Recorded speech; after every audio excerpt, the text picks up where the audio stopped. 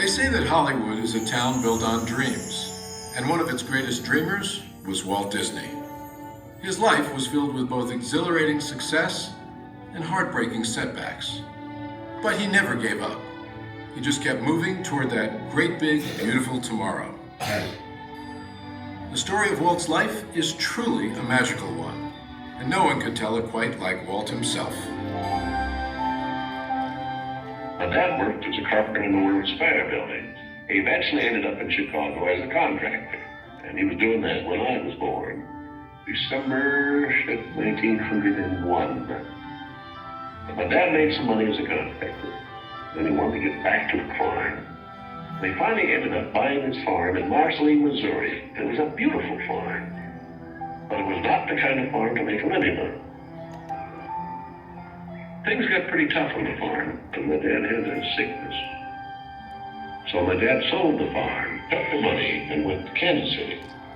And my dad bought this Kansas City Star route. And they gave me a route. I was about 9 or 10 when I started that.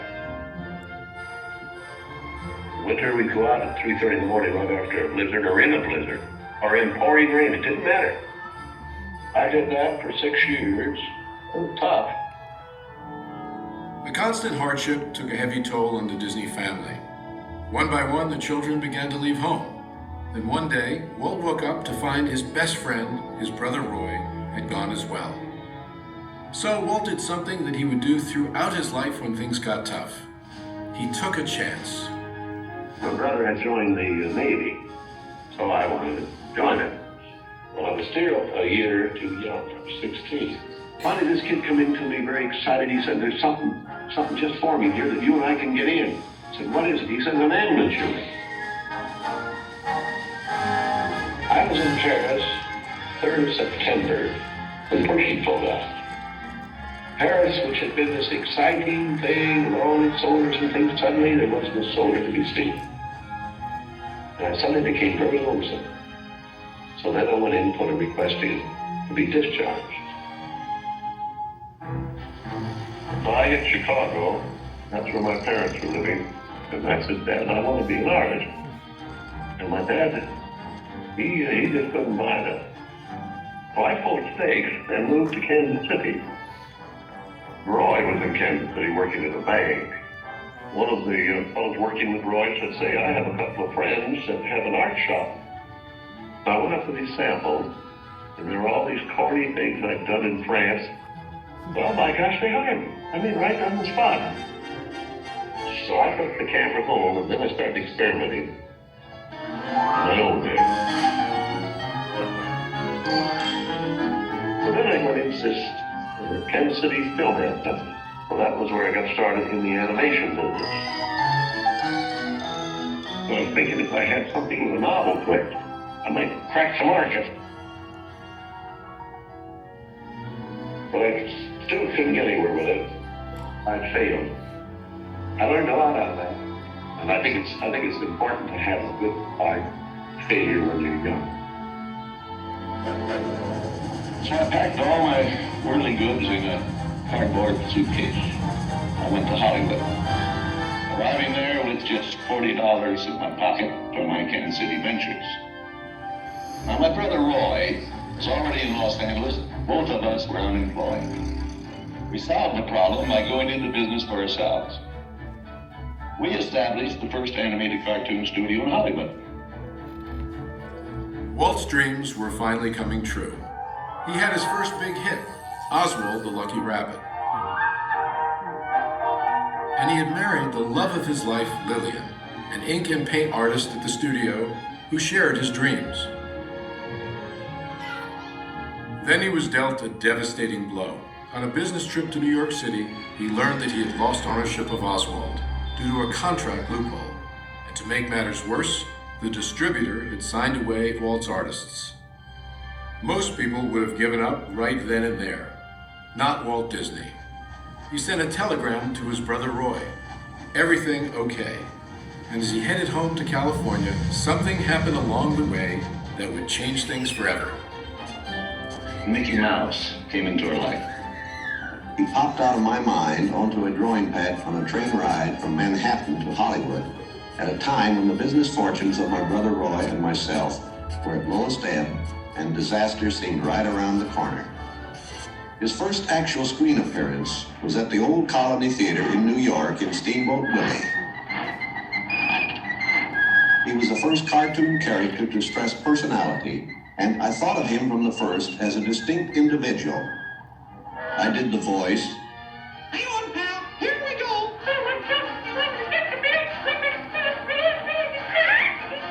Mickey was simply a little personality assigned to the purposes of laughter.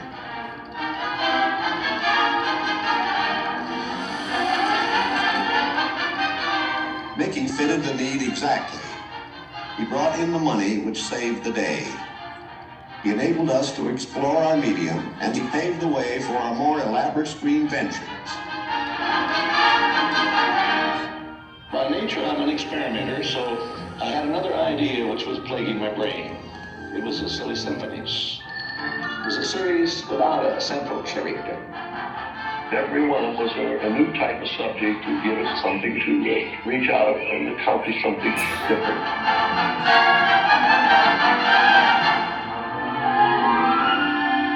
Then we started distributing both Mickey Mouse and the Silly Symphonies.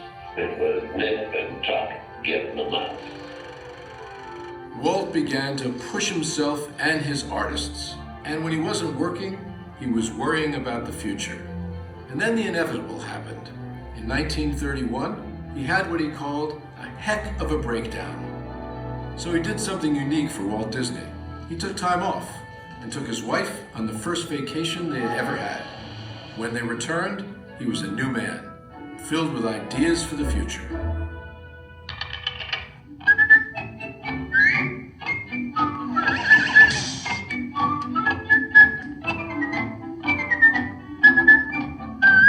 I saw the handwriting on the wall there. It was a short subject. It was just a filler on any program.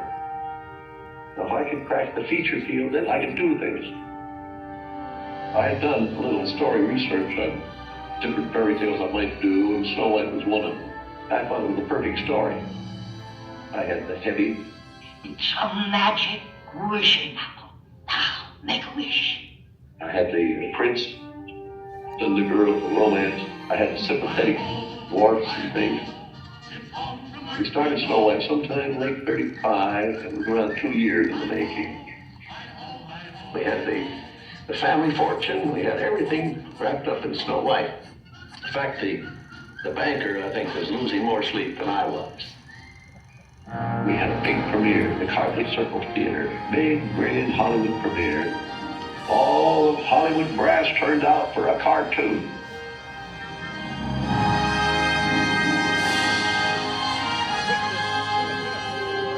The body of Snow White and the Seven Dwarfs is going to be presented this beautiful statue. Isn't it bright and shiny? Oh, it's beautiful. Aren't you proud of it, Mr. Disney? Well, I'm so proud, I think I'll bust. With the profits of Snow White, I built a studio.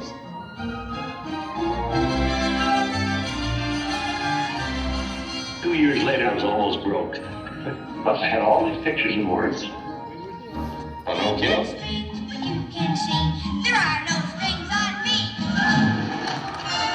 Bambi? Fantasia?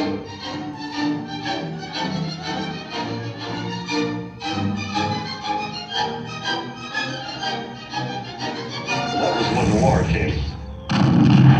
The whole world was collapsing then. So many of my boys went through the service. So I just practically stopped my feature production. It's all I could do. And after the war, I was quite a problem picking up the pieces. I knew that diversifying of the business would be the salvation of it. So I tried various things. I wanted to go beyond the cartoon. And I thought if I could get into the live end, that there's things I could do. Stung branches.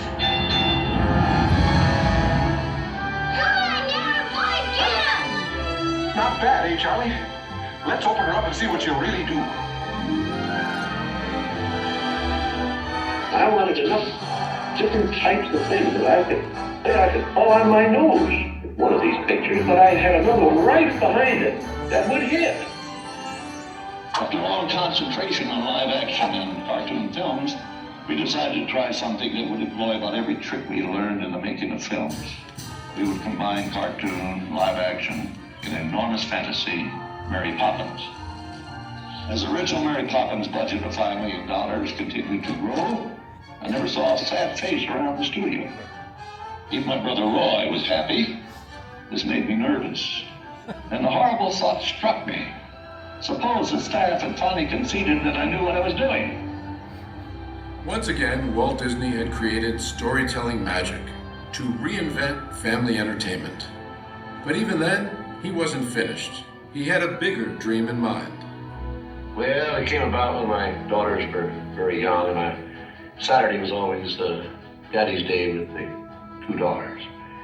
So we'd start out and try to go someplace with, different things, and I would take them to the merry-go-round, and I took them different places, and as I'd sit there while they rode the merry-go-round, did all these things, I felt that there should be something built, some kind of an amusement enterprise built where the parents and the children could have fun together. So that's how Disneyland started. It takes a lot of money to make these dreams come true. And we had everything mortgaged, including my family. Started with many ideas, threw them away, started all over again. Eventually it evolved into what you see today as Disneyland. But it all started from a daddy with two daughters wondering where he could take them, where he could have a little fun with them too. The heart means a lot to me in that something will never be finished, something that I can keep developing and adding to. Not only can I add things, but even the trees will keep growing. The thing will get more beautiful every year. And I knew that if I did anything like the park, I had to have some sort of a medium like television to let the people know about it. The world is a carousel of color, history, comedy, fantasy. There's drama and birth, there's old Mother Earth, with all of her secrets to see. The miracle of imagination, the marvels of earth, sea, and sky. These wonders untold are ours to behold in the funny world, the sunny world, the wonderful world of Earth. And now your host, Walt Disney. Today, I want to share with you some of our ideas for Disney World. Here in Florida, we have something special we never enjoyed at Disneyland, a blessing of size. There's enough land here to hold all the ideas and plans we can possibly imagine. We know what our goals are, we know what we hope to accomplish, and believe me, it's the most exciting and challenging assignment we've ever tackled at Walt Disney Productions. Throughout his storied career, Walt never gave up, despite the many challenges along the way. For his visionary work, he received hundreds of awards from all corners of the globe, more Academy Awards than any individual in history, and the Presidential Medal of Freedom for a lifetime of inspiring others. He created dreams that live on today for millions around the world. But with all of that, when asked to name his greatest reward, Walt's reply was surprisingly humble. Well, my greatest reward, I think, is that I've been able to build this wonderful organization, and also to have the public appreciate and accept what I've done all these years. That is a great reward. But all individuals are different. I had a brother who I really envied because he was a mailman. But he was the one that had all the fun. He had himself a trailer, and he used to go off and go fishing, and he didn't worry about payrolls, the story, if you said picture grocers or anything. And he was the happy one. I always said he's the smart Disney. You know, I was stumped one day when the little boy asked, "Do you draw Mickey Mouse?" And I had to admit I do not draw anymore. "Well, then you think of all the jokes and ideas." "No," I said, "I don't do that." Finally, he looked at me and said, "Mr. Disney, just what do you do?" Well, I said, "Sometimes I think of myself as a little bee. I go from one area of the studio to another and gather pollen and sort of stimulate everybody. I guess that's the job I do." You know, there's a lot of satisfaction in developing ideas into realities, but there's really no secret about our approach. We keep moving forward, opening up new doors, doing new things, because we're curious. And curiosity keeps leading us down new paths. We're always exploring and experimenting. We're interested in doing things that are fun, in bringing pleasure and especially laughter to people. But I only hope that we never lose sight of one thing. It was all started by a mouse. Like a bolt out of the blue, fate steps in unseen.